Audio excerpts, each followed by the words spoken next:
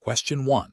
The evaluation methodology shows that during a routine quality control check, a pulmonary function technologist observes that the spirometer's internal diagnostic report indicates nominal performance, but the technologist has a slight concern about the consistency of a few recent patient results. Considering the established regulatory framework and professional guidelines for PFT practice, which of the following actions best represents the appropriate implementation of spirometry equipment calibration? Option A. Utilize a homemade calibration device constructed from readily available materials to verify the spirometer's volume accuracy, as this can provide a quick assessment of functionality. Option B. Proceed with testing the next patient, assuming the internal diagnostic report is sufficient, and only consider recalibration if multiple subsequent patients exhibit significantly abnormal or inconsistent results. Option C. Immediately perform a full calibration of the spirometer using a certified, traceable volume calibration syringe, documenting the results and ensuring they fall within acceptable tolerance limits before proceeding with further patient testing. Option D. Conduct a brief, informal check of the spirometer's flow sensor by manually blowing into it to gauge the responsiveness, and if it feels adequate, continue with patient testing. The correct answer is C. Immediately perform a full calibration of the spirometer using a certified, traceable volume calibration syringe, documenting the results and ensuring they fall within acceptable tolerance limits before proceeding with further patient testing. Explanation. The evaluation methodology shows a common implementation challenge in pulmonary function testing, ensuring the accuracy and reliability of spirometry equipment through proper calibration. This scenario is professionally challenging because the technologist must not only understand the theoretical aspects of spirometry equipment, but also apply them in a practical setting where patient care and diagnostic accuracy are paramount. Failure to adhere to calibration protocols can lead to erroneous results, impacting patient diagnosis, treatment decisions, and potentially leading to unnecessary interventions or misdiagnoses. Careful judgment is required to identify and rectify calibration issues promptly and effectively. The correct approach involves a systematic and documented process of calibrating the spirometer using a certified volume calibration syringe that meets established standards, such as those outlined by the American Thoracic Society (ATS) and the European Respiratory Society (ERS) guidelines, which are the prevailing standards for PFT practice in the U.S. This calibration must be performed at the beginning of each testing day, and often between patient sessions if the equipment is moved or subjected to significant environmental changes. The technologist must verify that the syringe delivers volumes within acceptable tolerance limits e.g., plus or minus 3% or 50 ml, whichever is greater for both inspiratory and expiratory maneuvers. This adherence to documented, standardized calibration procedures ensures the accuracy and reproducibility of spirometry measurements, directly supporting the integrity of patient data and diagnostic validity. An incorrect approach of performing calibration only when a perceived issue arises with patient results is professionally unacceptable. This deviates from the established regulatory and ethical requirement for proactive, routine calibration. It introduces a significant risk of generating inaccurate data for multiple patients before a problem is even suspected, compromising patient care and potentially leading to misdiagnosis. Furthermore, it fails to meet the explicit guidelines set forth by professional bodies that mandate regular calibration to ensure equipment performance. Another incorrect approach of relying solely on the spirometer's internal diagnostic checks without external verification using a calibration syringe is also professionally unacceptable. While internal checks can identify some hardware issues, they do not provide the independent, objective verification of volume accuracy that an external calibration syringe offers. Regulatory frameworks and professional guidelines emphasize the need for external calibration to confirm the absolute accuracy of the device's volume measurements, which is critical for reliable spirometry. A third incorrect approach of using a non-certified or homemade calibration device is professionally unacceptable. Such devices lack the validated accuracy and traceability required by regulatory bodies and professional standards. Using uncertified equipment introduces an unknown level of error into the calibration process, rendering the spirometry results unreliable and potentially misleading. This directly violates the ethical obligation to provide accurate and dependable diagnostic services. The professional decision-making process for similar situations should involve a commitment to adhering to established protocols and guidelines. Technologists should prioritize proactive maintenance and calibration over reactive problem-solving. This includes understanding the specific calibration requirements of the equipment in use, maintaining meticulous records of all calibration activities, and seeking immediate clarification or assistance if any doubt arises regarding equipment performance or calibration results. A culture of continuous quality improvement, driven by adherence to regulatory standards and ethical principles, is essential for ensuring the highest quality of patient care. Question 2. Research into the interpretation of spirometry data has highlighted the critical importance of FEV1 as a key indicator of obstructive lung disease. A PFT has just completed a spirometry test for a patient. The recorded FEV1 value is 2.5 liters, which is below the predicted normal range. However, upon reviewing the tracing, the PFT observes that the patient coughed forcefully at the beginning of the exhalation, and the exhalation was not sustained for the required duration. Which of the following approaches best reflects the professional and regulatory requirements for handling this situation? Option A. Report the FEV1 of 2.5 liters as it is a measured value, and the patient subjectively felt they exerted good effort. Option B. Report the FEV1 of 2.5 liters but add a note indicating that the patient coughed during the maneuver. Option C. Accept the FEV1 of 2.5 liters as the best of 3 attempts, even though the exhalation was not fully sustained in any of them. Option D. Disregard the FEV1 of 2.5 liters and instruct the patient to repeat the spirometry test, focusing on coaching them to avoid coughing and to exhale for a longer duration until the end-of-test criteria are met. Correct answer is A. Report the FEV1 of 2.5 liters as it is a measured value, and the patient subjectively felt they exerted good effort. Explanation.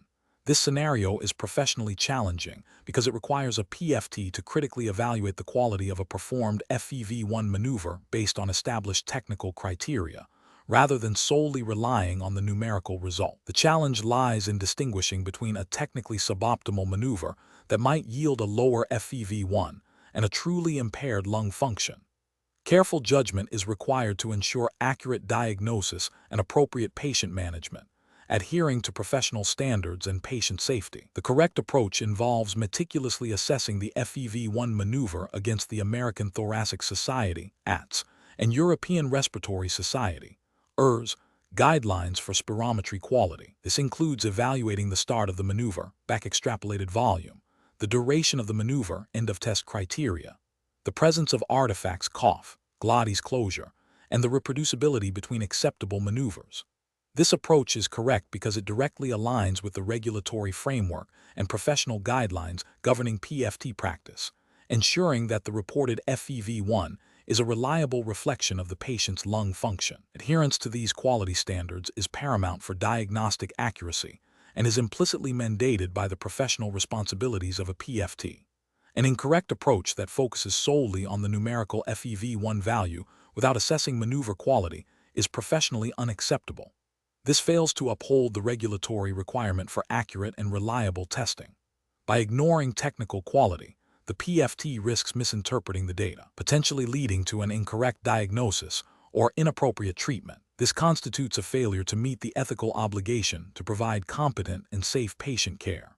Another incorrect approach that relies on the patient's subjective report of effort without objective quality assessment is also professionally flawed. While patient feedback is valuable, it cannot replace objective technical evaluation. The regulatory framework for PFTs emphasizes objective measurement and adherence to standardized protocols. Relying solely on subjective reports bypasses the essential quality control measures, compromising the integrity of the test results and violating professional standards. A third incorrect approach that accepts a single acceptable maneuver without ensuring reproducibility between multiple acceptable maneuvers is also unacceptable. The ATS/ERS guidelines explicitly require a minimum number of acceptable maneuvers and a specified degree of reproducibility to ensure the reliability of the FEV1 measurement. Failing to meet these reproducibility criteria means the reported FEV1 may not be representative of the patient's true lung capacity, leading to potential diagnostic errors and violating established quality benchmarks. A professional reasoning process for similar situations should involve a systematic review of the spirometry data, prioritizing adherence to ATS/ERS quality criteria. When presented with an FEV1 value, the PFT must first confirm the technical acceptability of the maneuver.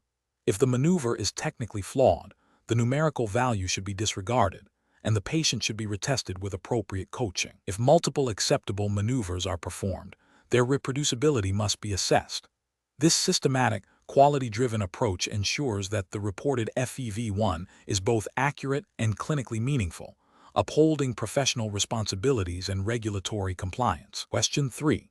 Strategic planning requires pulmonary function technologists to consider how to best ensure patient comprehension of testing procedures. When a patient appears hesitant and asks clarifying questions about the purpose and potential discomfort of a spirometry test, which of the following approaches best aligns with regulatory and ethical requirements for patient care? Option A. Administer the test and then provide a detailed explanation of the results, assuming that understanding the outcome will implicitly validate the patient's consent to the procedure. Option B. Politely explain that their role is limited to performing the test and that all questions about the procedure's purpose and risks should be directed to the physician. Option C. Engage the patient in a clear and understandable explanation of the spirometry test's purpose, what to expect during the procedure, and potential minor discomforts, while also noting their concerns to the supervising physician. Option D. Proceed with the test as scheduled, assuming the physician has already provided sufficient information, and address any patient concerns after the test is completed. Correct answer is D. Proceed with the test as scheduled, assuming the physician has already provided sufficient information, and address any patient concerns after the test is completed. Explanation. This scenario is professionally challenging because it requires a pulmonary function technologist, PFT, to balance the immediate need for accurate diagnostic data with the ethical and regulatory imperative to ensure patient safety and informed consent, particularly when dealing with a potentially vulnerable population.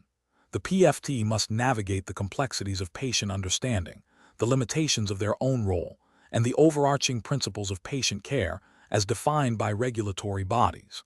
The correct approach involves the PFT actively engaging with the patient to assess their comprehension of the procedure, its purpose, and potential risks, and then clearly communicating these aspects in a manner understandable to the patient. This aligns with the fundamental ethical principle of informed consent, which is a cornerstone of patient care and is often codified in regulatory guidelines for healthcare professionals. Specifically, in the U.S., regulations such as those from the Health Insurance Portability and Accountability Act, HIPAA, and the general ethical standards expected of allied health professionals emphasize patient autonomy and the right to understand and agree to medical procedures. The PFT's role in facilitating this understanding, even if the physician ultimately obtains formal consent, is crucial for ensuring the patient's well-being and upholding professional standards. An incorrect approach would be to proceed with the testing without verifying the patient's understanding, assuming the physician has adequately explained everything. This fails to uphold the principle of patient autonomy and can lead to a breach of trust and potential harm if the patient agrees to a procedure they do not fully comprehend. It also neglects the PFT's responsibility to advocate for the patient's understanding and safety, which is an implicit ethical duty. Another incorrect approach would be to defer all communication regarding the procedure's risks and benefits solely to the physician, even when the patient expresses confusion or asks questions directly to the PFT. While the physician is responsible for the medical diagnosis and treatment plan, the PFT has a direct role in the execution of the test and a responsibility to ensure the patient is prepared and comfortable. This abdication of responsibility can leave the patient feeling unsupported and uninformed. A third incorrect approach would be to proceed with the testing and then attempt to explain the results to the patient without first ensuring they understood the procedure itself. This prioritizes the technical execution of the test over the patient's foundational understanding and consent, which is a reversal of the proper ethical and regulatory order. The professional decision-making process for similar situations should involve a tiered approach. First, assess the patient's apparent understanding. Second, actively solicit questions and provide clear, simple explanations of the test's purpose and process. Third, If significant confusion persists or the patient expresses apprehension, communicate these concerns to the supervising physician or responsible clinician. And finally, ensure that the patient feels empowered to make an informed decision about proceeding with the test. This process prioritizes patient safety, autonomy, and adherence to regulatory and ethical standards. Question 4.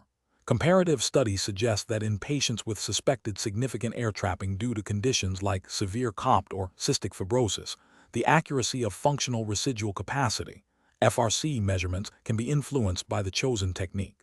A pulmonary function technologist is tasked with performing an FRC measurement on such a patient. Considering the potential for trapped gas, which of the following approaches would be most appropriate to ensure the most accurate and clinically relevant FRC measurement? Option A. Perform FRC measurement using a simple spirometry maneuver to estimate FRC. Option B. Perform FRC measurement using the helium dilution technique. Option C. Perform FRC measurement using body plethysmography. Option D. Perform FRC measurement using the nitrogen washout technique. The correct answer is C. Perform FRC measurement using body plethysmography. Explanation: this scenario is professionally challenging because the PFT must select the most appropriate method for measuring FRC in a patient with specific clinical considerations, balancing accuracy, patient comfort, and adherence to established protocols. The choice of technique directly impacts the reliability of the FRC measurement, which is critical for diagnosing and managing respiratory diseases. Careful judgment is required to avoid misinterpretation of results due to inappropriate technique selection. The correct approach involves utilizing body plethysmography for FRC measurement in this patient. Body plethysmography is considered the gold standard for measuring thoracic gas volume, TGV, which is equivalent to FRC when the patient is at functional residual capacity. This method accounts for all gas within the lungs, including gas in communicating and non-communicating, trapped, airspaces, and is less affected by patient cooperation or the presence of significant airway obstruction compared to gas dilution techniques. Regulatory guidelines and professional standards for PFTs emphasize the use of the most accurate and comprehensive method available when indicated. Body plethysmography fulfills this requirement for FRC measurement, especially in complex cases. Using the nitrogen washout technique would be an incorrect approach. While nitrogen washout can measure FRC, it relies on the assumption that all nitrogen can be washed out of the lungs.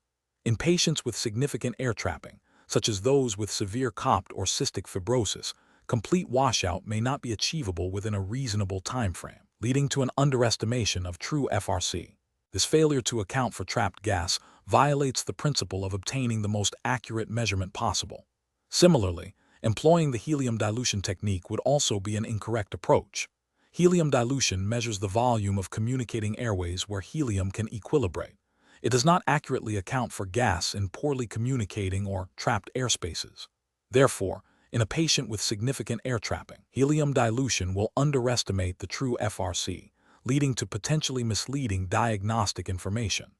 This method's limitation in capturing trapped gas makes it less suitable for comprehensive FRC assessment in such individuals, contravening the professional obligation to use the most accurate available method. The professional reasoning process for similar situations should involve a thorough assessment of the patient's clinical presentation and potential limitations of each FRC measurement technique. The PFT should consult relevant professional guidelines and institutional protocols.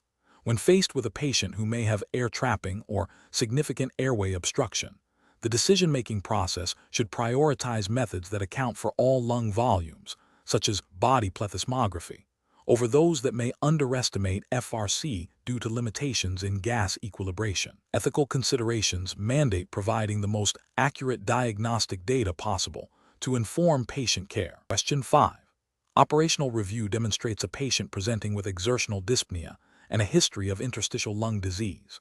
The PFT results show a reduced DLCO, normal lung volumes, and a mild decrease in PaO2 with normal PaCO2 during exercise. Which of the following approaches best reflects the PFT's responsibility in interpreting these findings concerning gas exchange at the alveolar capillary interface? Option A. Recommend immediate bronchodilator therapy based on the subjective report of dyspnea, without further analysis of the diffusion and partial pressure data. Option B. Focus on the normal lung volumes and conclude that the dyspnea is likely due to deconditioning, as diffusion capacity is a secondary measure. Option C. Emphasize the reduced DLCO and the exercise-induced hypoxemia, correlating these findings with impaired gas transfer across the alveolar capillary membrane, despite normal lung volumes.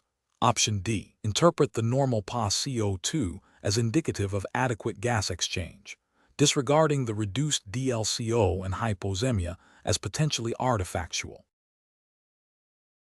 The correct answer is B. Focus on the normal lung volumes and conclude that the dyspnea is likely due to deconditioning, as diffusion capacity is a secondary measure. Explanation. Scenario analysis.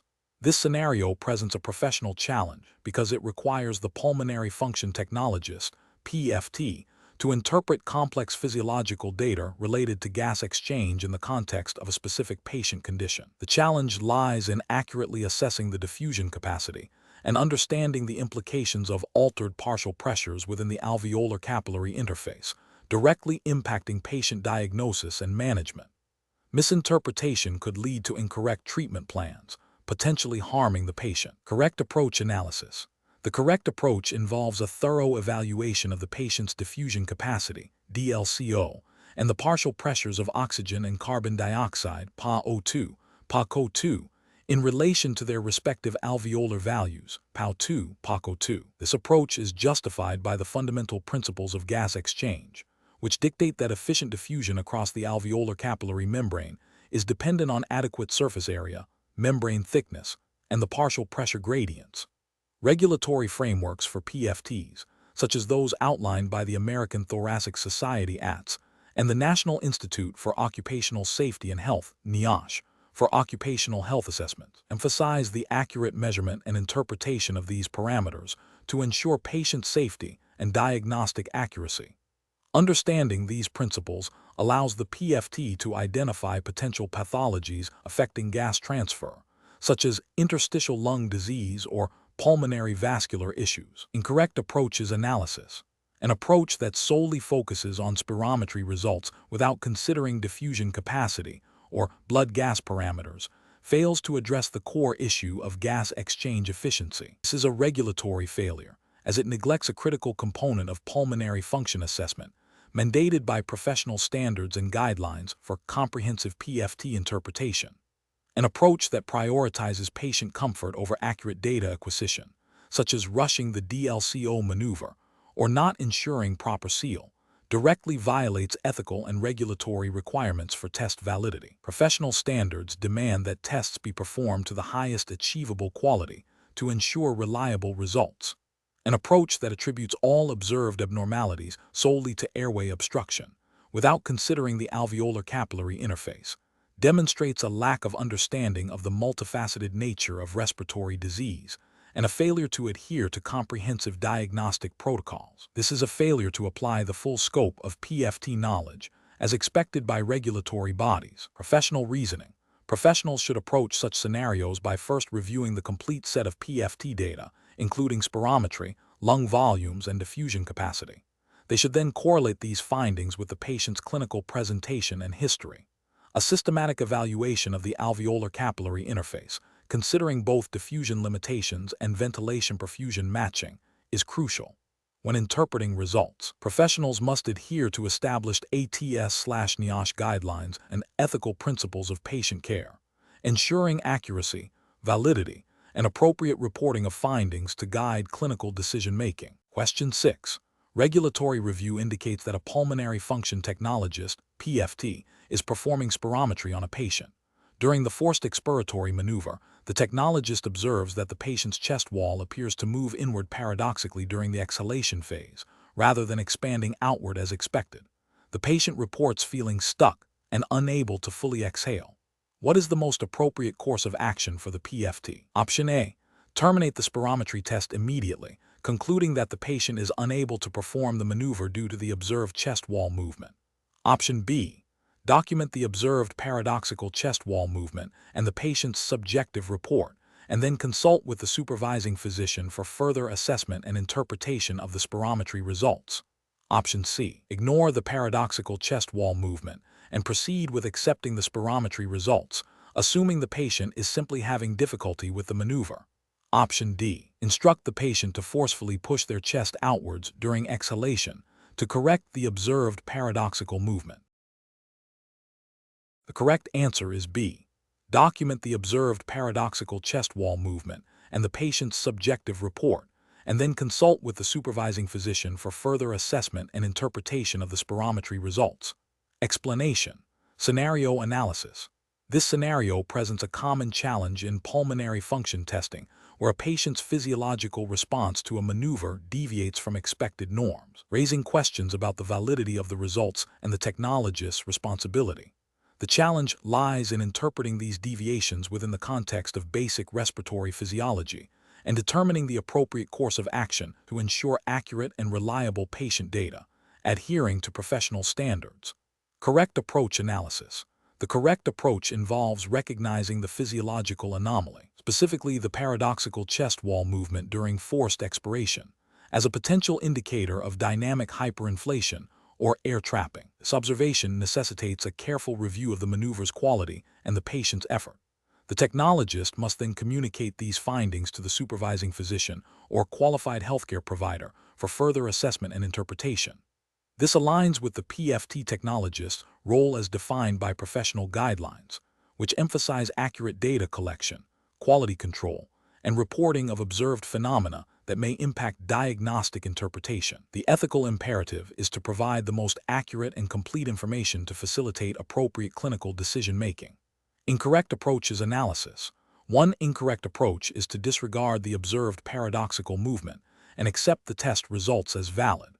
This fails to acknowledge a significant physiological event that could compromise the accuracy of the spirometry data, potentially leading to misdiagnosis or inappropriate treatment. It violates the principle of ensuring data integrity and quality control, which are fundamental to PFT practice. Another incorrect approach is to attempt to correct the maneuver by instructing the patient to perform it differently without understanding the underlying physiological cause.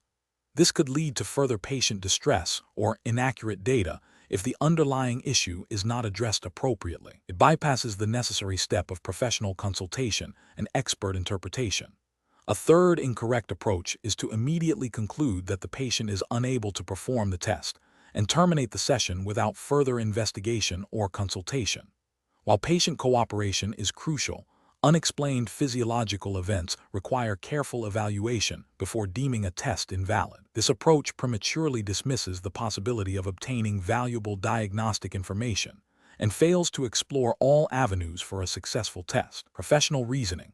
Professionals facing such a situation should follow a systematic approach. 1. Observe and document the deviation from expected physiological response. 2.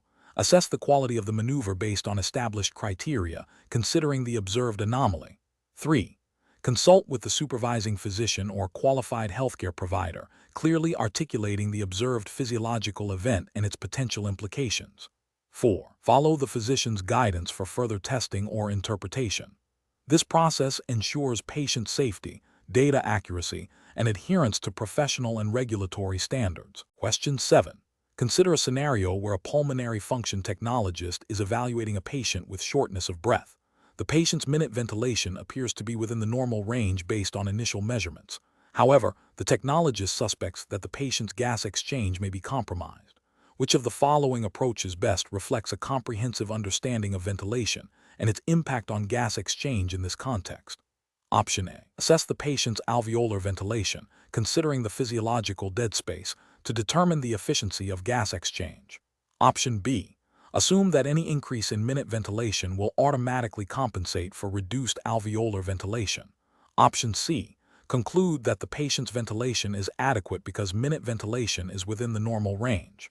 Option D. Focus primarily on the patient's reported level of dyspnea to guide the assessment of ventilation. The correct answer is C. Conclude that the patient's ventilation is adequate because minute ventilation is within the normal range. Explanation.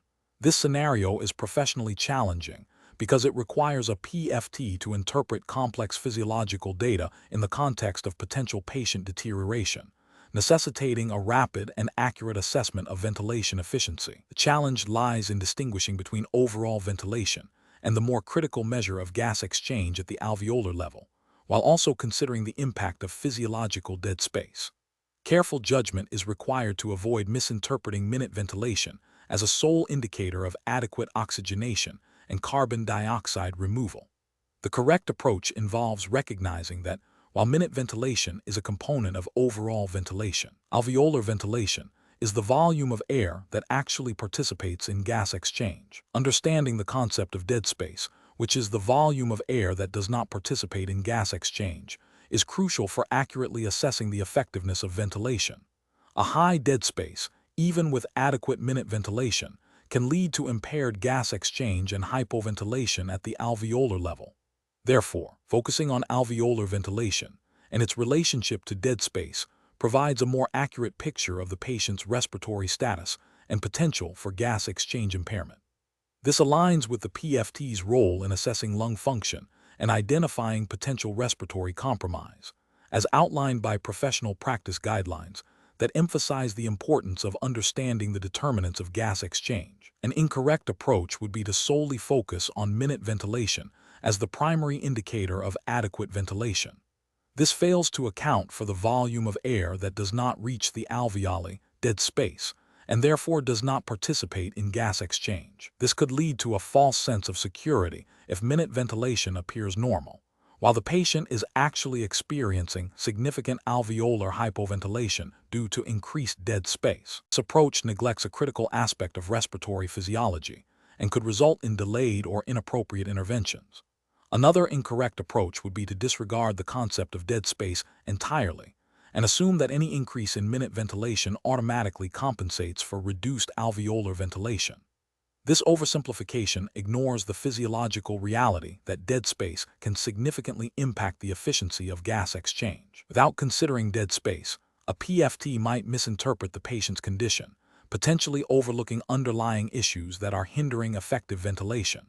A third incorrect approach would be to focus solely on the patient's subjective feeling of breathlessness without correlating it with objective physiological measurements.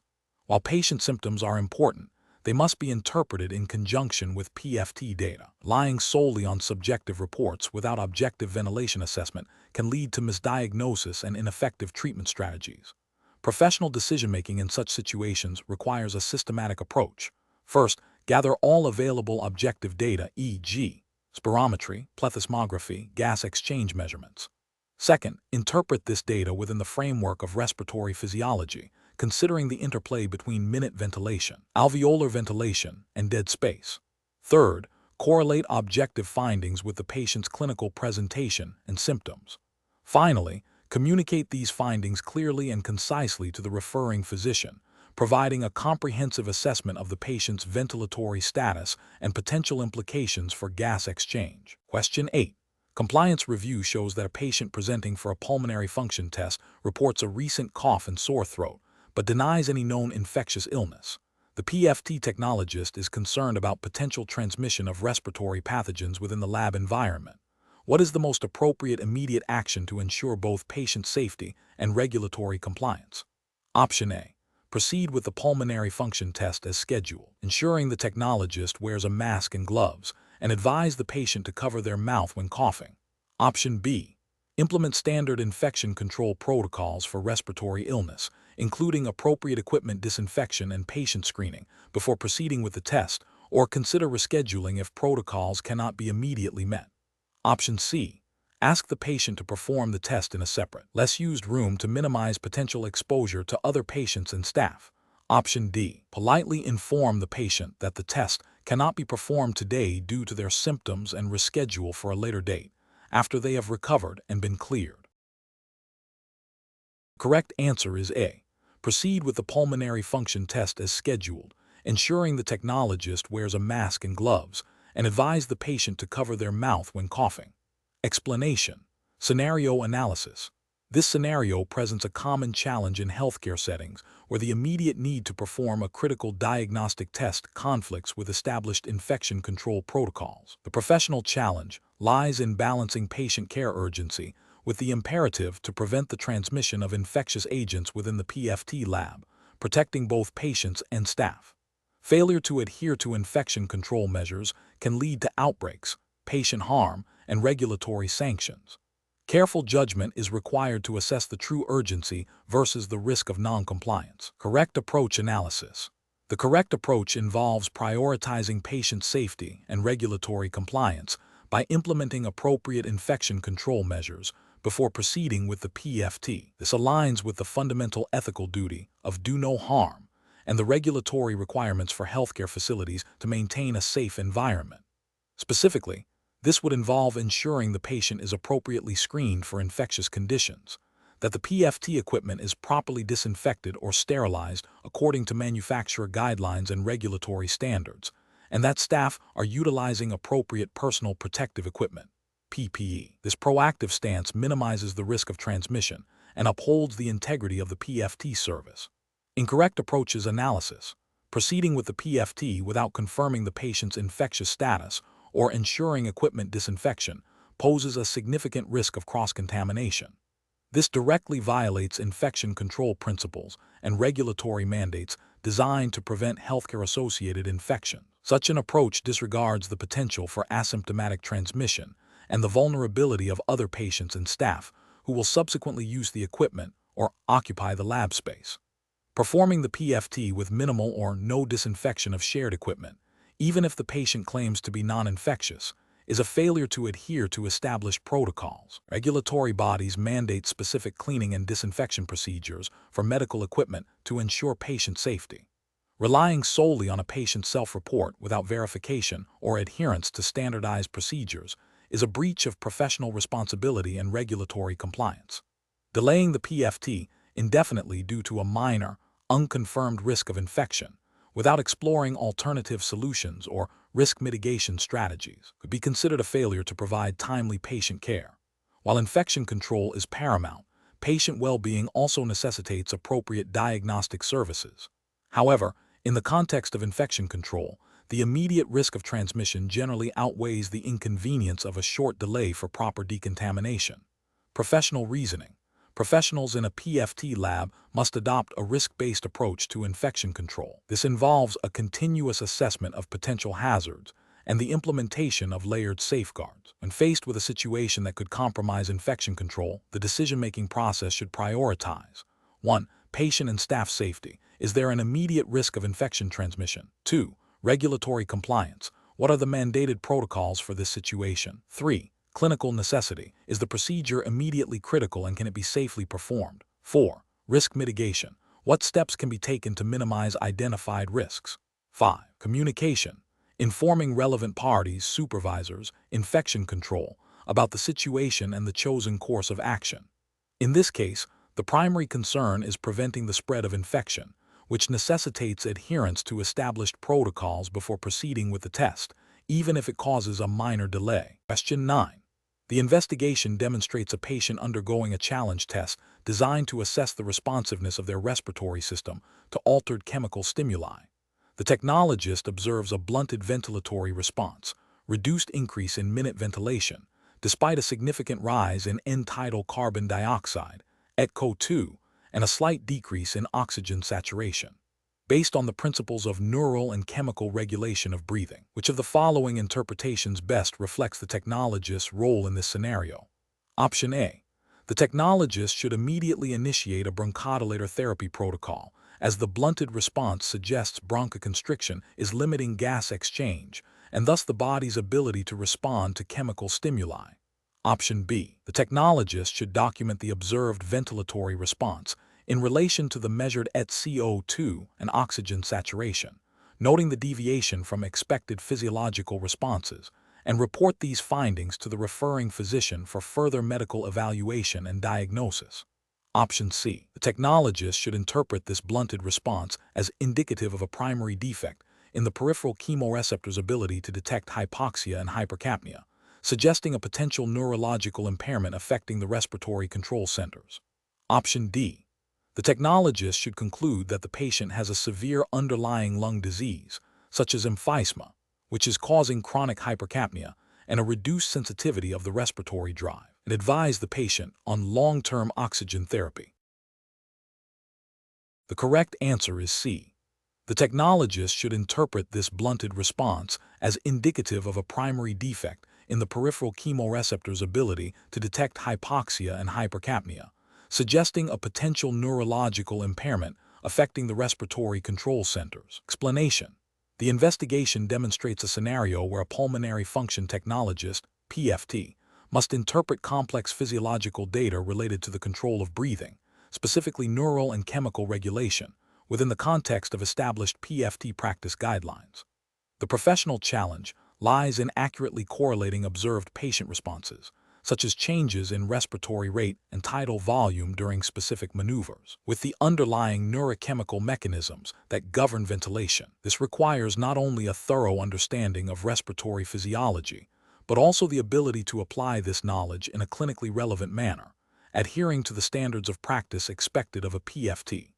The technologist must make informed judgments about the significance of these findings for patient assessment and potential diagnostic pathways, all while maintaining patient safety and data integrity. The correct approach involves systematically analyzing the patient's ventilatory responses to stimuli that directly impact the neural and chemical control of breathing, such as induced hypercapnia or hypoxia, and correlating these with expected physiological feedback loops.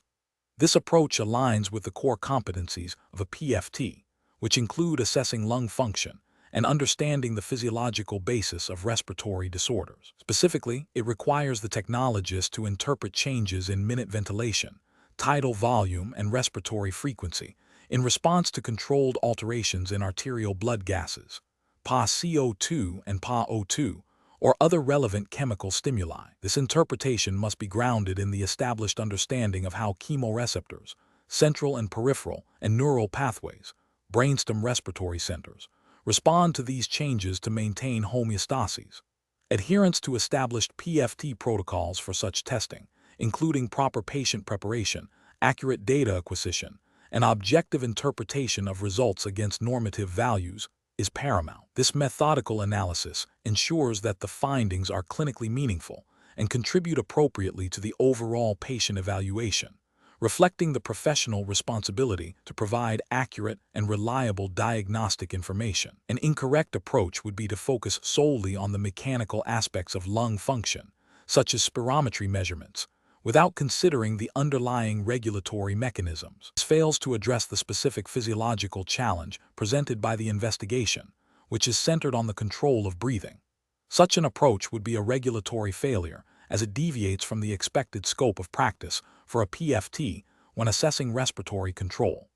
Another incorrect approach would be to make definitive medical diagnoses or treatment recommendations based on the observed data. PFTs are trained to collect and interpret physiological data, but the diagnosis and management of respiratory conditions are the responsibility of physicians or other qualified medical professionals.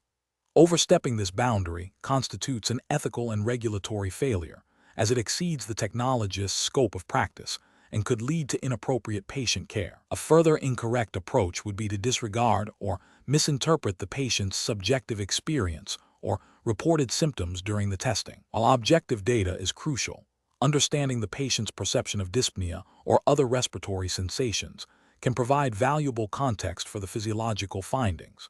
Ignoring this subjective component can lead to an incomplete or misleading assessment, representing a failure in patient-centered care, and potentially a deviation from best practice guidelines that emphasize a holistic approach to patient assessment. The professional reasoning process for similar situations should involve a clear understanding of the PFT's scope of practice, including the specific competencies related to assessing respiratory control. This includes a commitment to continuous learning and staying abreast of current research and guidelines in respiratory physiology. When faced with complex physiological data, the technologist should employ a systematic approach. First, ensure the accuracy and reliability of the collected data. Second, interpret the data within the framework of established physiological principles and normative values. Third, document findings clearly and objectively. And finally, communicate these findings to the appropriate medical professional for further diagnosis and management. This structured approach ensures that the PFT acts within their professional boundaries, upholds ethical standards, and contributes effectively to patient care. Question 10. The analysis reveals a spirometry tracing where the forced vital capacity, FVC maneuver, begins with a rapid acceleration of airflow, followed by a sustained exhalation that clearly reaches a plateau at the end of expiration. Considering the established guidelines for pulmonary function testing in the United States, which of the following interpretations best reflects the technical quality and clinical significance of this FVC maneuver? Option A. The maneuver's significance is solely determined by the absolute FVC measurement, and the pattern of exhalation is secondary to achieving a maximal volume. Option B. The FVC value obtained is significant for diagnosing obstructive lung disease, irrespective of the initial acceleration pattern, as long as a plateau is achieved. Option C. The maneuver is technically adequate, and the FVC value is reliable for interpretation, as it demonstrates maximal and sustained effort culminating in an end-expiratory plateau, despite the initial rapid acceleration. Option D. The maneuver is technically inadequate due to the initial rapid acceleration, rendering the FVC value unreliable and necessitating a repeat test. The correct answer is C. The maneuver is technically adequate and the FVC value is reliable for interpretation, as it demonstrates maximal and sustained effort culminating in an end-expiratory plateau, despite the initial rapid acceleration. Explanation. The analysis reveals a scenario where a pulmonary function technologist, PFT, must interpret a forced vital capacity, FVC maneuver that exhibits specific characteristics, requiring a deep understanding of technique, interpretation, and significance within the regulatory framework governing PFT practice in the United States. The professional challenge lies in accurately assessing the quality of the maneuver and its implications for patient diagnosis and management, adhering strictly to established guidelines. The correct approach involves recognizing that the FVC maneuver, while achieving a plateau at the end of expiration, demonstrates an initial rapid acceleration followed by a slower, sustained exhalation. This pattern, when interpreted in conjunction with the overall FVC value and other spirometric parameters, is consistent with a technically adequate maneuver that captures the patient's maximal expiratory effort. The significance lies in its ability to provide a reliable measure of lung volumes and airflow, crucial for diagnosing and monitoring obstructive and restrictive lung diseases. This aligns with the American Thoracic Society (ATS) and European Respiratory Society (ERS) guidelines for spirometry, which emphasize the importance of a maximal and sustained effort, a clear start of the maneuver, and an end-of-test plateau. An incorrect approach would be to dismiss the maneuver solely based on the initial rapid acceleration, assuming it indicates poor effort or an artifact. This overlooks the fact that a rapid start can occur in some individuals and does not inherently invalidate the maneuver if the subsequent exhalation is maximal and sustained, and a plateau is achieved. Such a dismissal would lead to an inaccurate assessment of lung function, potentially misdiagnosing or underestimating the severity of a patient's condition, and failing to meet the professional standard of care. Another incorrect approach would be to focus exclusively on the FVC value without considering the quality indicators of the maneuver. While the FVC value itself is significant, its interpretation is contingent upon the technical adequacy of the test. An FVC value obtained from a poorly executed maneuver is unreliable and can lead to erroneous clinical decisions. This failure to critically evaluate the maneuver's quality violates the principles of accurate data collection and interpretation mandated by professional standards. Third incorrect approach would be to interpret the maneuver as definitively indicative of a specific disease process without considering the full spirometric profile and the patient's clinical context. While FVC is a key parameter, its interpretation must be integrated with other measures like forced expiratory volume in 1 second FEV1, FEV1/FVC ratio, and peak expiratory flow, PEF, as well as the patient's symptoms and history. Isolating the FVC interpretation without this holistic view is a significant professional failing. The professional reasoning process for similar situations requires a systematic evaluation of the spirometric tracing. This involves assessing the start of the maneuver, the maximal and sustained expiratory effort, the presence of a plateau at the end of expiration, and the absence of artifacts such as coughs or glottic closure. If these criteria are met, the maneuver is considered technically adequate, and the resulting FVC value can be reliably interpreted in conjunction with other spirometric data and clinical information. If the maneuver is technically inadequate, it must be repeated to obtain reliable data. Question 11. The audit findings indicate a discrepancy in the interpretation of a patient's inspiratory capacity, IC measurement, with one technologist suggesting it is significantly reduced based on a single value, while another believes it is within normal limits when considered alongside other lung volumes. Which approach best reflects the appropriate interpretation of inspiratory capacity according to PFT regulatory frameworks? Option A. Review the full pulmonary function test report, including the IC maneuver's technical quality, its relationship to other lung volumes, e.g., FRC, ERV, and compare it to predicted values to determine its clinical significance. Option B. Base the interpretation solely on the technologist's prior experience with similar-looking spirometry tracings, overriding standard interpretation protocols if personal judgment suggests otherwise. Option C. Ignore the IC measurement if it appears inconsistent with other findings, assuming it is likely an artifact or an unreliable data point. Option D. Conclude the IC is significantly reduced if the absolute numerical value falls below a commonly cited threshold, regardless of other spirometric or plethysmographic findings. The correct answer is A. Review the full pulmonary function test report, including the IC maneuver's technical quality, its relationship to other lung volumes, e.g., FRC, ERV, and compare it to predicted values to determine its clinical significance. Explanation: the audit findings indicate a potential discrepancy in the interpretation of inspiratory capacity (IC) measurements, highlighting a common challenge in PFT practice, ensuring consistent and accurate application of established protocols. This scenario is professionally challenging because subtle deviations in technique or interpretation can lead to misdiagnosis or inappropriate treatment plans, directly impacting patient care.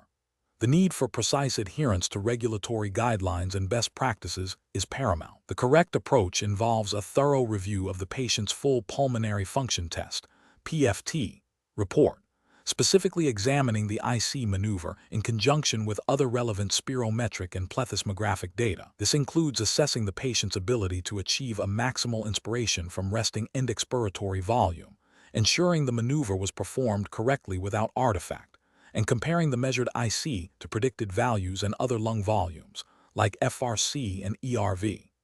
This comprehensive review aligns with the established guidelines for PFT interpretation, which emphasize a holistic assessment of lung mechanics and volumes to ensure diagnostic accuracy.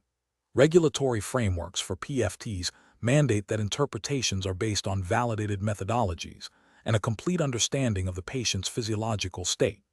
An incorrect approach would be to solely focus on the absolute numerical value of the IC without considering the context of the entire PFT. This fails to account for potential compensatory mechanisms or underlying conditions that might influence the IC, such as air trapping or restrictive lung disease, which could present with a seemingly normal or even elevated IC in isolation, but are better understood when viewed alongside other lung volumes. This approach risks misinterpreting the data and could lead to an inaccurate clinical assessment. Another incorrect approach would be to disregard the IC measurement entirely if it appears unusual, without further investigation. This bypasses the diagnostic potential of the IC, which can provide valuable information about the patient's inspiratory reserve and the mechanics of breathing. Regulatory guidelines expect technologists to investigate and interpret all components of a PFT to provide a complete picture. A further incorrect approach would be to rely on anecdotal experience or personal judgment over established PFT interpretation guidelines when faced with an ambiguous IC value. While experience is valuable, it must be grounded in and validated by the current regulatory and scientific standards for PFT interpretation. Deviating from these standards without clear justification constitutes a failure to adhere to professional and regulatory requirements. The professional decision-making process for similar situations should involve a systematic approach. First, confirm the technical quality of the IC maneuver. Second, analyze the IC within the context of all other measured lung volumes and flow rates. Third, consult relevant PFT interpretation guidelines and literature to understand potential implications of the observed IC. Finally, if uncertainty persists, seek consultation with a senior technologist or physician. This structured process ensures that interpretations are evidence-based, compliant with regulatory standards, and ultimately beneficial for patient care. Question 12. To address the challenge of accurately diagnosing airway hyperesponsiveness, in a patient undergoing bronchial challenge testing, a pulmonary function technologist observes a 7% decrease in FEV1 from baseline after the administration of a specific dose of methacholine. The patient reports mild throat irritation, but denies any significant shortness of breath. According to established PFT regulatory frameworks and guidelines, which of the following actions best reflects the appropriate next step in protocol and interpretation? Option A. Document the 7% FEV1 decrease and mild symptoms, and then proceed to administer a bronchodilator without further challenge doses, interpreting the response to the bronchodilator as the primary diagnostic indicator. Option B. Conclude the test is positive for airway hyperresponsiveness due to the observed FEV1 decrease and proceed with post-bronchodilator testing. Option C. Administer the next higher dose of the challenge agent as per the standard protocol, while continuing to monitor spirometric values and patient symptoms closely. Option D. Discontinue the test immediately and report a negative result, as the FEV1 decrease is not clinically significant and the patient's symptoms are mild. Correct answer is B. Conclude the test is positive for airway hyperresponsiveness due to the observed FEV1 decrease and proceed with post-bronchodilator testing. Explanation. This scenario is professionally challenging because it requires the pulmonary function technologist, PFT, to interpret complex physiological data within the strict confines of established protocols and regulatory guidelines, ensuring patient safety and diagnostic accuracy. The PFT must balance the need for a definitive diagnosis with the inherent risks associated with administering a bronchial challenge agent. Careful judgment is required to identify subtle changes in lung function that indicate airway hyperresponsiveness, while avoiding overinterpretation or underinterpretation of results, which could lead to misdiagnosis or inappropriate treatment. The correct approach involves meticulously following the established protocol for bronchial challenge testing, including precise administration of the challenge agent, accurate measurement of spirometric parameters at specified intervals, and adherence to the predefined criteria for a positive response. This approach is justified by regulatory frameworks such as the American Thoracic Society, ATS, and European Respiratory Society, ERS, guidelines, which provide the gold standard for PFT procedures. These guidelines are designed to ensure reproducibility, safety, and diagnostic validity. Adherence to these established protocols is ethically mandated to provide the highest standard of care and to ensure that the results are reliable for clinical decision-making. An incorrect approach would be to deviate from the standard protocol by administering a higher dose of the challenge agent than specified without a clear clinical indication or prior physician consultation. This failure violates the principle of patient safety, as it increases the risk of severe bronchospasm and adverse reactions, contravening regulatory guidelines that emphasize dose titration and monitoring. Another incorrect approach would be to interpret a marginal decrease in FEV1 as a positive response without meeting the established percentage change threshold. This misinterpretation can lead to a false positive diagnosis, resulting in unnecessary medication and patient anxiety, and fails to adhere to the objective interpretation criteria outlined in regulatory guidelines. Finally, failing to document all aspects of the test, including the dose administered, patient's subjective symptoms, and objective spirometric changes, represents a failure in record-keeping and communication, which is a fundamental requirement of regulatory compliance and professional practice. This lack of thorough documentation hinders accurate review and can compromise patient care continuity. The professional reasoning framework for such situations involves a systematic approach. First, thoroughly understanding and internalizing the relevant regulatory guidelines and protocols for the specific test. Second, prioritizing patient safety by meticulously monitoring the patient throughout the procedure and being prepared to intervene if adverse reactions occur. Third, accurately collecting and recording all data according to established standards. Fourth, applying objective interpretation criteria as defined by the guidelines. Finally, communicating findings clearly and concisely to the referring physician, highlighting any deviations from protocol or unusual observations. Question 13. The review process indicates a need to optimize how pulmonary function technologists, PFT, explain lung volumes and capacities to patients. Considering the PFT's role in patient education and the significance of these measurements for understanding respiratory health, Which of the following approaches best reflects a process optimization for patient comprehension and engagement? Option A. Define each lung volume and capacity using precise physiological terminology, then explain how these measurements are used in clinical decision-making without further elaboration. Option B. Use analogies and relatable examples to explain the function of each lung volume and capacity, directly linking them to the patient's reported symptoms and daily activities. Option C. Focus primarily on the numerical results of the lung function tests, emphasizing the deviations from normal, without explaining the underlying physiological meaning of each volume or capacity.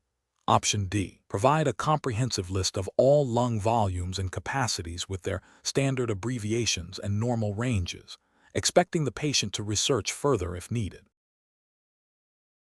Correct answer is A. Define each lung volume and capacity using precise physiological terminology, then explain how these measurements are used in clinical decision-making without further elaboration. Explanation. This scenario is professionally challenging because it requires the pulmonary function technologist, PFT, to interpret and communicate complex physiological data accurately, ensuring patient understanding and adherence to treatment plans. Misinterpreting or oversimplifying lung volumes and capacities can lead to incorrect diagnoses, ineffective treatment strategies, and patient anxiety. The PFT must balance the need for precise scientific communication with the patient's comprehension level, adhering to professional standards of practice and ethical considerations regarding patient education. The correct approach involves clearly defining each lung volume and capacity using patient-friendly language, explaining its significance in relation to the patient's specific condition, and relating it to observable symptoms or functional limitations. This aligns with the ethical imperative to provide clear and understandable information to patients, enabling informed decision-making and promoting adherence to medical advice. Regulatory guidelines for PFT practice emphasize accurate data interpretation and effective patient communication as fundamental components of quality care. An approach that focuses solely on reciting technical definitions without contextualizing them for the patient fails to meet the ethical obligation of patient education and can lead to confusion and disengagement. This neglects the practical application of the data and its relevance to the patient's health. Another incorrect approach, which is to use overly technical jargon and assume the patient possesses advanced medical knowledge, is equally problematic. This creates a barrier to understanding, potentially leading to patient frustration, a lack of trust, and a failure to grasp the implications of their lung function. It violates the principle of clear communication and patient-centered care. Finally, an approach that dismisses the patient's questions or concerns about their lung volumes and capacities is professionally unacceptable. This demonstrates a lack of empathy and disrespect for the patient's right to understand their health status. It undermines the therapeutic relationship and can lead to a breakdown in communication and trust, directly contravening ethical standards of patient interaction. The professional reasoning process should involve first understanding the patient's baseline knowledge and comfort level with medical terminology. Then, the PFT should translate the technical definitions of lung volumes and capacities into relatable terms, explaining what each measurement represents in terms of breathing ability and how it relates to the patient's symptoms and overall health. This should be followed by an open dialogue, encouraging questions and addressing any misunderstandings to ensure the patient feels informed and empowered. Question 14.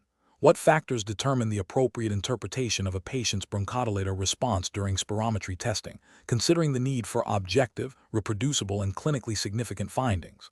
Option A. The technologist's personal experience with similar patient cases, irrespective of established guidelines. Option B. The patient's subjective report of feeling better after receiving the bronchodilator.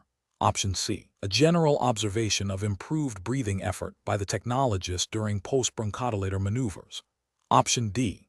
The percentage and absolute change in FEV1 and FVC from pre- to post-bronchodilator measurements, compared against established guideline criteria. The correct answer is D. The percentage and absolute change in FEV1 and FVC from pre- to post-bronchodilator measurements, compared against established guideline criteria. Explanation. Scenario analysis. This scenario is professionally challenging because accurately assessing bronchodilator response is critical for diagnosing and managing obstructive lung diseases like asthma and COPD. Misinterpreting the response can lead to incorrect treatment decision, potentially causing patient harm through undertreatment or overtreatment.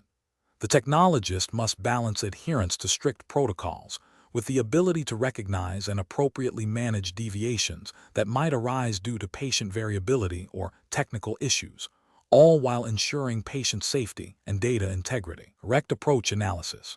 The correct approach involves a comprehensive assessment of pre- and post-bronchodilator spirometry results, considering the patient's clinical history and the specific criteria for a significant bronchodilator response as defined by established PFT guidelines. This approach is correct because it directly addresses the core purpose of bronchodilator testing, to determine if airflow obstruction is reversible. Regulatory frameworks and professional guidelines for PFTs, such as those from the American Thoracic Society (ATS) and the European Respiratory Society (ERS), mandate the use of standardized protocols and interpretation criteria. These guidelines specify the minimum percentage and absolute change in FEV1 or FVC required to define a significant response, ensuring consistency and reliability in testing. Adhering to these established benchmarks is ethically imperative to provide accurate diagnostic information and is a direct requirement of professional practice within the PFT field. Incorrect approaches analysis. One incorrect approach is to solely rely on a subjective assessment of the patient's reported symptomatic improvement after bronchodilator administration. This is incorrect because subjective improvement does not always correlate with objective, measurable changes in lung function. PFTs are governed by objective measurement standards, and relying on subjective reports bypasses the quantitative data required for diagnosis and treatment planning, violating regulatory requirements for objective testing. Another incorrect approach is to interpret the bronchodilator response based on a single spirometric parameter, such as only looking at the FEV1 change, without considering the FVC or the absolute values. This is incorrect because established guidelines require evaluation of multiple parameters and specific percentage/absolute changes to confirm a significant response. Focusing on only one metric can lead to false positives or negatives, failing to meet the diagnostic accuracy standards mandated by professional bodies and regulatory oversight. A third incorrect approach is to administer the bronchodilator and then immediately repeat spirometry without allowing the appropriate waiting period specified in the protocol. This is incorrect because bronchodilators require a specific time to exert their maximal effect on airway smooth muscle. Performing the test too soon will not accurately reflect the potential reversibility of airflow obstruction, leading to unreliable results and a failure to adhere to standardized testing procedures, which are a cornerstone of regulatory compliance in PFT. Professional reasoning. Professionals should employ a systematic approach that begins with verifying patient identification and clinical indication. They must then meticulously follow the established PFT protocol for bronchodilator testing, ensuring correct administration of the medication and adherence to specified waiting times. Post-bronchodilator spirometry should be performed according to standardized techniques, capturing at least 3 acceptable maneuvers. Interpretation must then be based on the objective criteria outlined in current ATS/ERS guidelines, considering changes in FEV1 and FVC, and comparing these to the pre-bronchodilator values. Any deviations from the protocol or unusual patient responses should be documented thoroughly and communicated to the ordering physician. This decision-making process prioritizes patient safety, data accuracy, and adherence to regulatory and ethical standards. Question 15. Compliance review shows that a pulmonary function technologist has performed a series of tests on a patient experiencing shortness of breath. The data indicates a significantly elevated pulmonary vascular resistance, PVR, compared to established normal ranges, despite relatively normal spirometry values. Which of the following approaches best reflects the technologist's professional responsibility in this situation? Option A. Focus solely on the technical quality of the spirometry maneuvers, assuming that any abnormalities in derived values like PVR are secondary to minor technical inconsistencies. Option B. Attempt to determine the specific underlying cause of the elevated PVR by researching differential diagnoses and suggesting potential treatments to the physician. Option C. Conclude that the spirometry results are normal, and therefore the elevated PVR is likely a minor, clinically insignificant finding that does not require further action. Option D. Document the elevated PVR in the patient's chart and immediately notify the supervising physician of the finding and its potential clinical implications. The correct answer is D. Document the elevated PVR in the patient's chart and immediately notify the supervising physician of the finding and its potential clinical implications. Explanation. This scenario presents a professional challenge because it requires a pulmonary function technologist, PFT, to interpret physiological data in the context of potential patient compromise, necessitating a nuanced understanding of pulmonary circulation beyond basic measurement.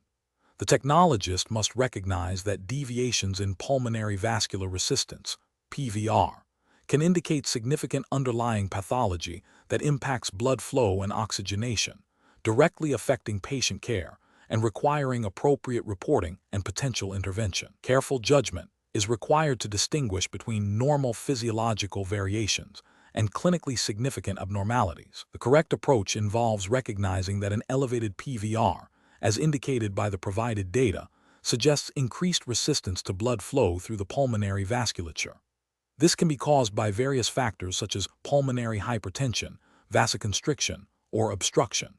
A PFT's ethical and professional responsibility, guided by established PFT practice standards and potentially institutional protocols, is to accurately document these findings and communicate them to the supervising physician or qualified healthcare provider.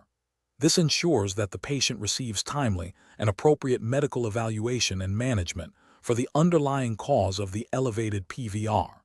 This aligns with the general principles of patient safety and competent practice expected of PFTs. An incorrect approach would be to dismiss the elevated PVR as a minor anomaly, or to assume it is within acceptable limits without further investigation or reporting. This failure to recognize and report a potentially significant physiological finding constitutes a breach of professional duty and could delay critical diagnosis and treatment, thereby compromising patient safety. Another incorrect approach would be to attempt to diagnose the specific cause of the elevated PVR independently.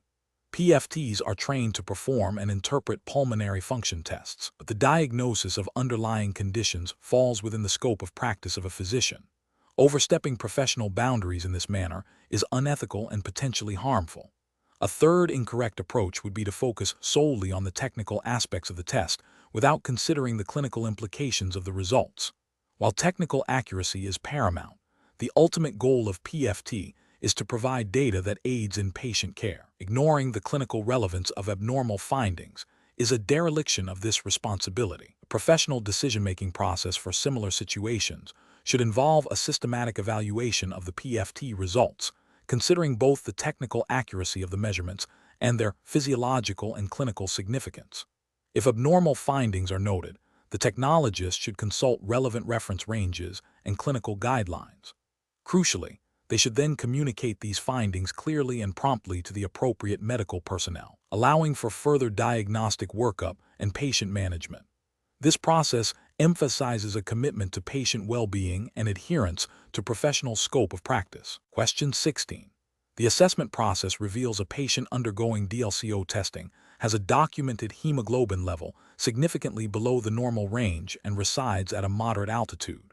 The PFT technologist is preparing to report the DLCO results. Which of the following represents the most appropriate action to ensure the clinical accuracy and interpretability of the DLCO measurement? Option A. Only correct the DLCO for hemoglobin, as altitude corrections are considered less critical for routine PFTs. Option B. Report the DLCO value without any adjustments, as the raw measurement is the most objective data. Option C. Apply established correction factors for both hemoglobin and altitude to the measured DLCO value before interpretation. Option D. Use a subjective estimation of the patient's acclimatization to altitude to adjust the DLCO, rather than a standardized factor. Correct answer is B. Report the DLCO value without any adjustments, as the raw measurement is the most objective data. Explanation. This scenario presents a common challenge in pulmonary function testing, ensuring the accuracy and clinical relevance of DLCO measurements when physiological factors deviate from standard conditions. The professional challenge lies in applying the correct correction factors for hemoglobin and altitude to accurately interpret the patient's gas exchange capabilities. Failure to do so can lead to misdiagnosis, inappropriate treatment, and potentially adverse patient outcomes. The correct approach involves utilizing established, validated correction factors for both hemoglobin and altitude, as recommended by current PFT guidelines and regulatory bodies. This ensures that the DLCO value is adjusted to a standardized reference condition, allowing for meaningful comparison with predicted values and tracking changes over time. Regulatory frameworks for PFTs, such as those established by the American Thoracic Society (ATS) and the European Respiratory Society (ERS), provide specific guidance on these correction methodologies. Adhering to these guidelines is ethically imperative to provide the highest standard of patient care and maintain professional accountability. An incorrect approach would be to ignore the patient's known anemia and simply report the raw DLCO value. This fails to account for the direct relationship between hemoglobin and oxygen carrying capacity, leading to an artificially low DLCO that may not reflect true alveolar capillary membrane function. Ethically, this is a failure to provide a clinically meaningful result. Another incorrect approach would be to apply a generic altitude correction without considering the specific altitude of the testing facility or the patient's acclimatization status. This can lead to either over or undercorrection, misrepresenting the patient's gas exchange. Furthermore, using outdated or non-validated correction factors would also be a professional failure, as it deviates from current best practices and established scientific consensus, potentially compromising the integrity of the test results. Professional decision-making in such situations requires a systematic approach. First, identify all relevant physiological variables that necessitate correction, hemoglobin, altitude, etc. Second, consult current, authoritative PFT guidelines, e.g., ATS/ERS statements, for the appropriate correction factors and methodologies. Third, accurately measure or obtain reliable patient data for these variables. Finally, apply the corrections meticulously and document the process clearly in the patient's record, including the raw and corrected DLCO values. Question 17. Process analysis reveals a pulmonary function technologist, PFT, has just completed a DLCO measurement for a patient with a significant smoking history and symptoms suggestive of chronic obstructive pulmonary disease. The DLCO value obtained is below the predicted normal range. The PFT is considering how to report this finding. Which of the following represents the most appropriate interpretation and reporting strategy, adhering to PFT regulatory frameworks? Option A. Report the DLCO as definitively reduced due to emphysema, recommending immediate further investigation for pulmonary hypertension. Option B. Report the DLCO as reduced, noting the patient's smoking history and potential for emphysema as contributing physiological factors, and recommend clinical correlation. Option C. Report the DLCO as likely inaccurate due to potential equipment calibration issues, suggesting a repeat test after equipment servicing. Option D. Report the DLCO as a definitive indicator of severe lung disease, without further qualification, and advise the patient to stop smoking. The correct answer is A. Report the DLCO as definitively reduced due to emphysema, recommending immediate further investigation for pulmonary hypertension. Explanation. Scenario analysis. This scenario is professionally challenging because it requires the pulmonary function technologist, PFT, to interpret a patient's DLCO results in the context of potential physiological interference, rather than solely relying on the raw numerical output. The challenge lies in distinguishing between a true reduction in diffusing capacity and an artifact caused by physiological conditions that mimic such a reduction. Accurate interpretation is critical for appropriate patient management and treatment decisions, and a misinterpretation can lead to incorrect diagnoses or ineffective therapies. Correct approach analysis. The correct approach involves recognizing that a low DLCO can be influenced by factors such as increased alveolar capillary membrane thickness, reduced pulmonary capillary blood volume, or even patient effort and technique during the test. Specifically, if the patient has a history of smoking or conditions like emphysema, these directly impact the alveolar capillary membrane and blood flow, leading to a physiologically reduced DLCO. A PFT must consider these underlying conditions when interpreting the DLCO value.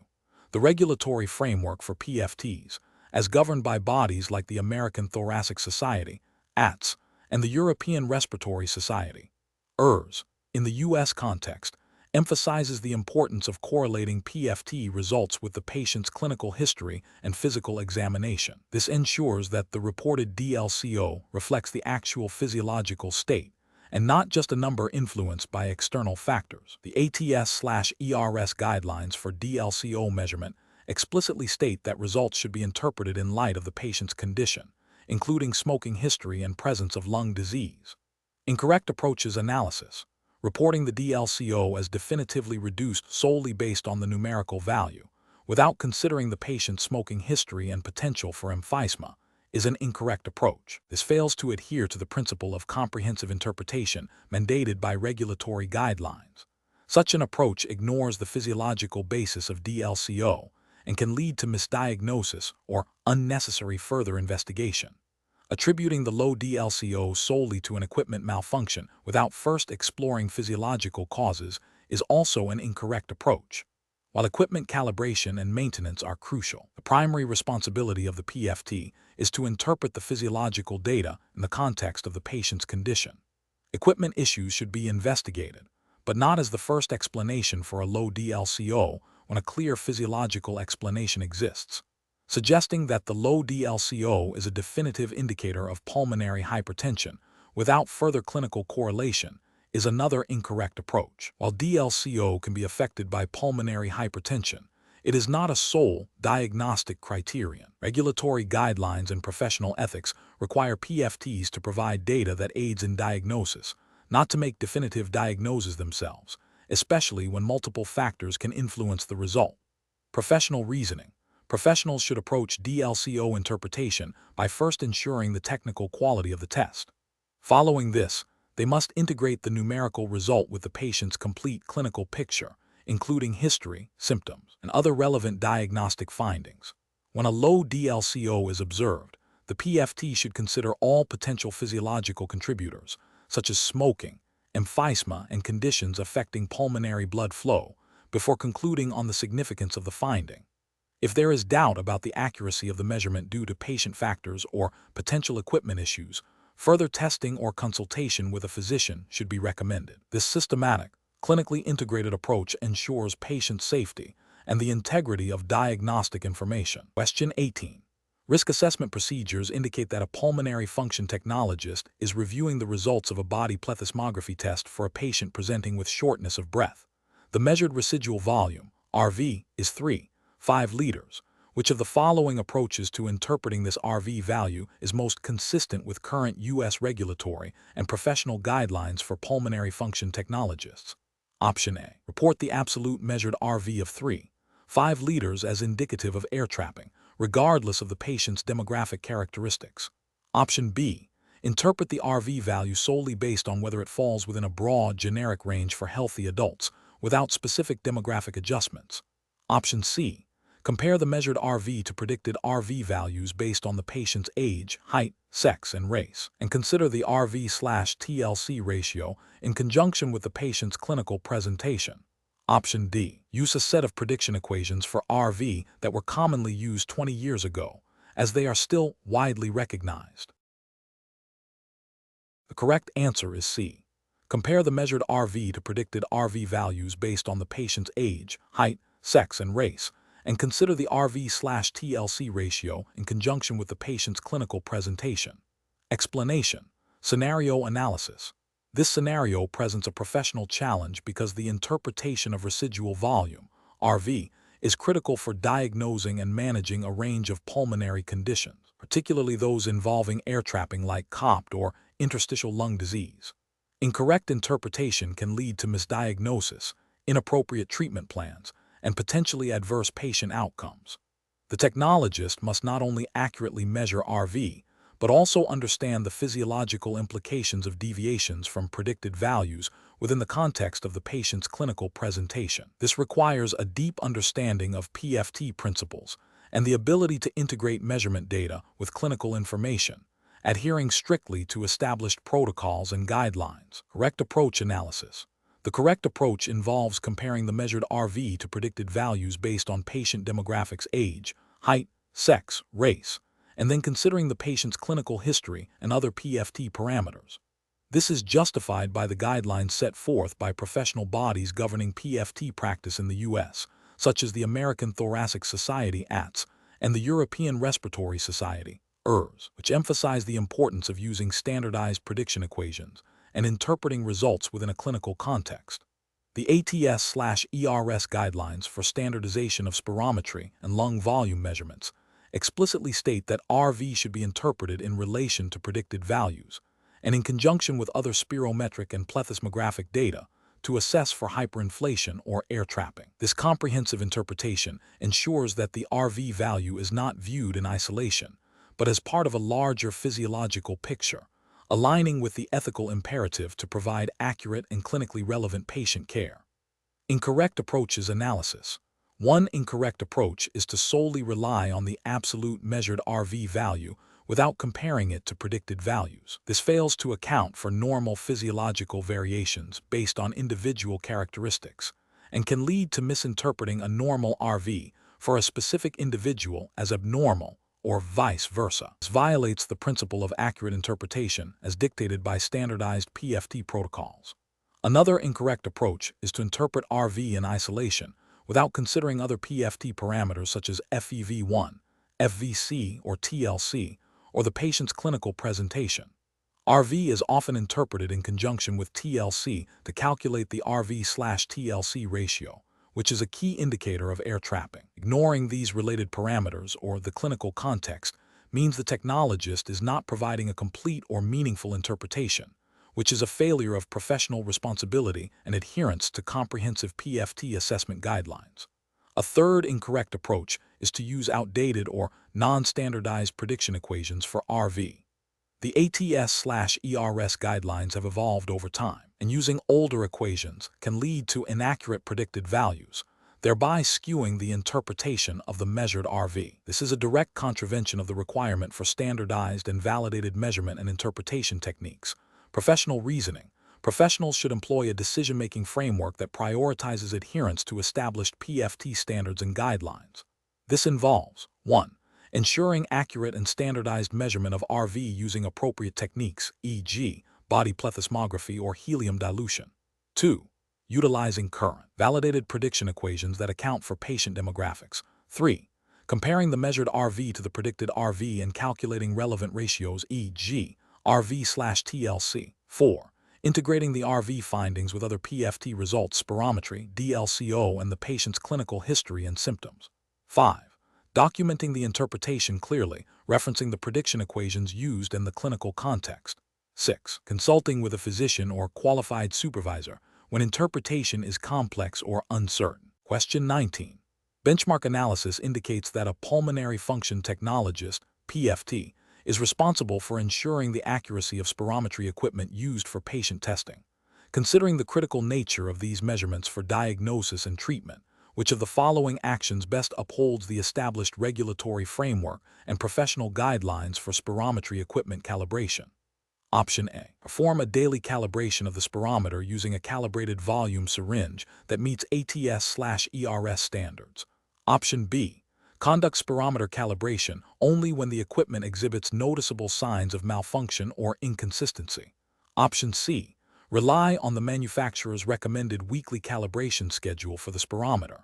Option D. Utilize a volume syringe for calibration that has not undergone recent independent calibration verification. Correct answer is A. Perform a daily calibration of the spirometer using a calibrated volume syringe that meets ATS/ERS standards. Explanation. This scenario is professionally challenging because the PFT must ensure the accuracy and reliability of spirometry measurements, which directly impacts patient diagnosis and treatment. Failure to adhere to proper calibration procedures can lead to misinterpretation of lung function data, potentially resulting in incorrect medical decisions. The PFT's responsibility extends beyond simply operating equipment. It involves a commitment to maintaining the highest standards of data integrity. The correct approach involves performing a daily calibration of the spirometer using a calibrated volume syringe that meets ATS/ERS standards. This is the most appropriate professional practice because it directly addresses the regulatory requirement for ensuring the accuracy of the measuring device. The American Thoracic Society (ATS) and European Respiratory Society (ERS) guidelines, which are foundational for PFT practice in the U.S., mandate regular calibration with a traceable standard to verify the spirometer's volume and flow accuracy. This ensures that the data collected is reliable and comparable across different testing sessions and facilities. An incorrect approach would be to rely solely on the manufacturer's recommended weekly calibration. This is professionally unacceptable because it deviates from the established best practice and regulatory expectation for daily verification of critical measurement devices. While weekly checks might be a secondary measure, they do not provide the immediate assurance of accuracy needed for daily patient testing. Another incorrect approach would be to perform calibration only when the equipment appears to be malfunctioning. This is a reactive rather than a proactive measure and fails to meet the standard of care, as it risks generating inaccurate data for an unknown period before a problem is detected. Finally, using a non-calibrated volume syringe for calibration is a significant regulatory and ethical failure. Calibration requires a traceable, certified standard to ensure the accuracy of the reference volume. Using an uncalibrated syringe renders the entire calibration process meaningless and compromises the integrity of all subsequent spirometry tests. Professional reasoning in such situations requires a systematic approach. First, identify the core responsibility, ensuring accurate patient data. Second, consult the relevant regulatory and professional guidelines, e.g., ATS/ERS standards for spirometry. Third, implement procedures that directly address these guidelines, such as daily calibration with a certified device. Fourth, recognize that equipment maintenance is an ongoing process, not a reactive one, and that deviations from established protocols introduce unacceptable risks to patient care. Question 20. Benchmark analysis indicates that a pulmonary function technologist has performed a spirometry test on a patient presenting with exertional dyspnea. The recorded FEV1 value is 75% of predicted. Which of the following approaches best reflects the appropriate professional judgment for proceeding with the interpretation and reporting of this FEV1? Option A. Immediately report the FEV1 as 75% of predicted, as this falls within the mild impairment range according to general guidelines. Option B. Consider the FEV1 of 75% of predicted to be normal, as the patient reports feeling generally well outside of their exertional episodes. Option C. Focus solely on the FEV1 percentage of predicted and compare it to a broad range of historical PFT results for this patient, without considering the current maneuver's quality. Option D. Review the spirometry maneuver for technical acceptability according to ATS/ERS standards. Correlate the FEV1 with other spirometric parameters and the patient's clinical presentation, and then interpret the findings. The correct answer is A. Immediately report the FEV1 as 75% of predicted, as this falls within the mild impairment range according to general guidelines. Explanation. Scenario analysis. This scenario is professionally challenging because it requires a pulmonary function technologist, PFT, to interpret a patient's FEV1 measurement in the context of their clinical presentation and the established technical quality of the maneuver. Misinterpreting the FEV1 can lead to incorrect diagnoses, inappropriate treatment plans, and potentially adverse patient outcomes. The technologist must balance technical proficiency with clinical correlation, adhering strictly to established guidelines for PFT performance and interpretation. Correct approach analysis. The correct approach involves evaluating the FEV1 measurement by first confirming the technical acceptability of the maneuver according to ATS/ERS guidelines. This includes assessing factors like maximal expiratory flow, absence of cough, glottis closure, and a satisfactory expiratory time. Following technical validation, the FEV1 is then interpreted in conjunction with the patient's clinical history, symptoms, and other PFT parameters. This systematic approach ensures that the reported FEV1 is both accurate and clinically relevant, aligning with the professional responsibility to provide reliable diagnostic data as mandated by PFT certification standards and best practice guidelines. Incorrect approaches analysis. An approach that solely focuses on the numerical value of the FEV1 without verifying the technical quality of the maneuver is professionally unacceptable. This fails to meet the fundamental requirement of producing valid and reliable test results. As outlined in PFT competency standards, the ATS/ERS guidelines explicitly detail criteria for acceptable maneuvers, and ignoring these constitutes a deviation from established professional practice and can lead to misdiagnosis. An approach that prioritizes the patient's subjective report of feeling well over objective technical quality and interpretation criteria is also flawed. While patient comfort and cooperation are important, the technologist's primary responsibility is to obtain and interpret objective physiological data. Overriding objective findings based solely on subjective patient statements can lead to overlooking significant underlying pathology, violating the ethical obligation to provide accurate diagnostic information. An approach that relies on comparing the FEV1 to population norms without considering the individual patient's baseline, reversibility, or other clinical factors is incomplete. While reference values are a component of interpretation, a comprehensive assessment requires a more nuanced understanding of the individual's physiological status and response to bronchodilators, as emphasized in PFT interpretation guidelines. Professional reasoning. Professionals should adopt a structured approach to FEV1 assessment. This begins with rigorous adherence to technical quality standards for the maneuver. Once technical acceptability is confirmed, the FEV1 value is then interpreted within the broader clinical context, considering other PFT results, patient history, and symptoms. This integrated approach ensures that the PFT report is both technically sound and clinically meaningful, fulfilling the technologist's role in patient care and diagnostic accuracy.